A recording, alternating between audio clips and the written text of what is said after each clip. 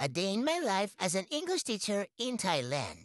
Siyempre, final exam kaya may adum. Okay. So ito na nga, parang umaambon na naman. Apaka-humid, super hot, tapos yan.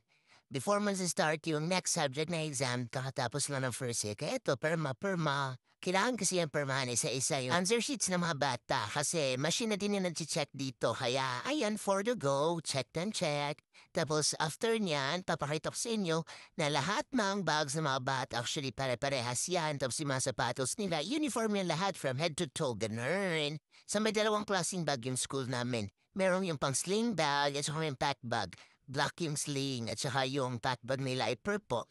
Tapos eto, apakatahimik ng classroom.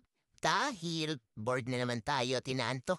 Libot-libot na naman. Charis lang. Kailangan talaga natin maglibot at mag-check kasi apakagaling din ng mga bata mag-cheat. Akala niyo been there done that ba tayo dyan? Charis lang. So eto na nga, pag na-bored na naman ang first one, tingin-tingin sa labas at ayun, umuulan na nga. Pag teacher ka pala sa Thailand, alam kong alam niyo kung ano chill. So ayun, comment na sa comment section. Tapos ito nga pala, pakita ko sa inyo, naglalakad na naman tayo kasi bababa po tayo, papunta tayo dun sa center, which is kung saan naka-assign yung year level na pinaproproctor ko. Dahil kailangan po nating ibigay agad, tapos papalitan nila ng pangalawa or pangsunod na test papers or set of test papers for the next subject. Tapos eto, ing-i na si Ferson, kaya kailangan mo natin mag-toilet.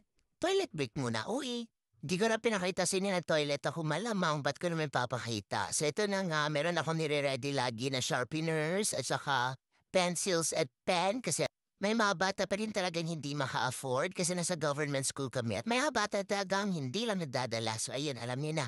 Tapos hindi na nga ako nagkakamali, umulan na nga. Kasi super ambon talaga kanina at napaka-humid. So ayan, ang ganda ng panahon, ang sarap matulog. Tapos eto na nga, pakita ko sa inyo, SOS ng SOS na naman yung mga bata.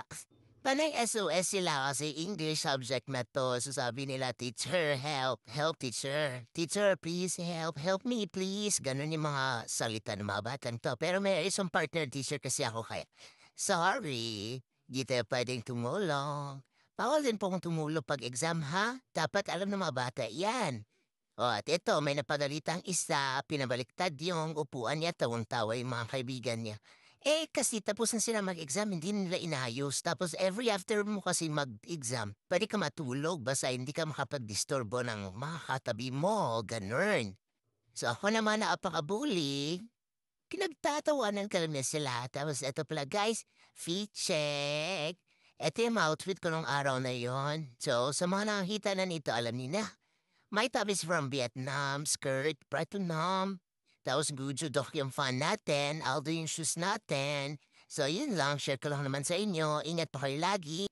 Happy Summer break! Kita kits! Bye!